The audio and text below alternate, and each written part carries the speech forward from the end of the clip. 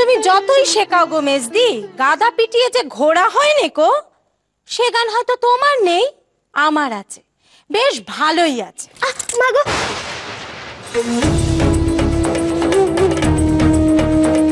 ও চুনি, কি করলি? কি সর্বনাশ, হাত কাটলি কি করে? ও বাবা, কত রক্ত বেরোচ্ছে রে। হয়েছে মেজদি, হয়েছে। ওই যত করবে আতু পুতু তত হবে ছোলাচ্ছা। হেসেলে কাজ করতে গেলে না অমন একটু কাটা ছেঁড়া হয়েই থাকে। আমরা কি হেসেলে কাজ করিনি কো কোনোদিনও? অমন কাটা ছেঁড়া জ্বালা পোড়া সবই হয়েছে। আমাদের তো আর মাসি ছিল না এরকম আদিক্ষেতা করার জন্য। ছোট, কি হয়েছে? কিসের শোরগোল এত? ওমা, এসব কি করে হলো? দেখো দিদি, দেখো একবার নিজের চোখেই দেখো যে কোন ছাগলকে তুমি ধান মারাতে দিয়েছো। একেবারে তালকানা আনারি বউ হয়েছে গো তোমার। অমন মাকনের মতো বেগুন তাই কাটতে গিয়ে একেবারে হুলুস্থুলু কাণ্ড বাঁধিয়ে বসেছে। সত্যি কথা বাবা, এদিকে গুষ্টির রান্না পড়ে রয়েছে, কখন যে সব সারা হবে তা ভগবানই জানে। ষড়যন্ত্র, ষড়যন্ত্র করছো। তোমাদের ষড়যন্ত্র কিন্তু আমি ধরে ফেলেছি মা। যদি আশাকে এই বাড়ি থেকে বেরিয়ে যেতে হয় তাহলে কিন্তু ও একা বেরোবে না, ওর সঙ্গে আমিও এই বাড়ি ছাড়বো।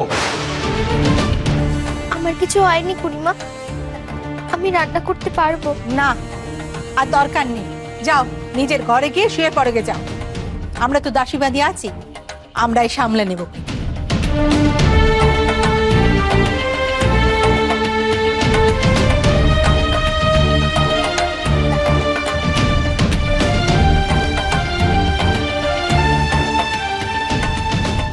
কি হলো? দাঁড়িয়ে আছো কেন? যাও।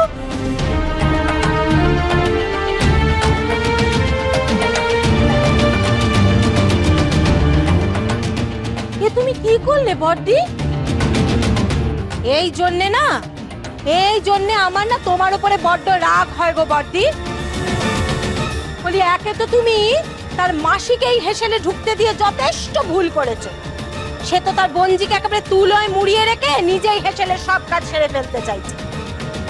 বলি একটুখানি আঙুল কেটেছে কি কাটেনি, তাকে একেবারে তুমি এখান থেকে বিদায় করে দিলে। এমন করলে কি ছেলের বউ তোমার কোনো কাজ শিখবে বলে তোমার মনে হয়? কি জানি বাপু, নিজের ভালো তো পাগলেও বোঝে, এক তুমি শুধু কিছুই বোঝনি। যাকে যাক, দুটো বুদ্ধি দিতে তো আর ঘাটের পরি খরচা হয়নি। তাই আমি দু একটা ভালো মন্দ বলেই থাকি।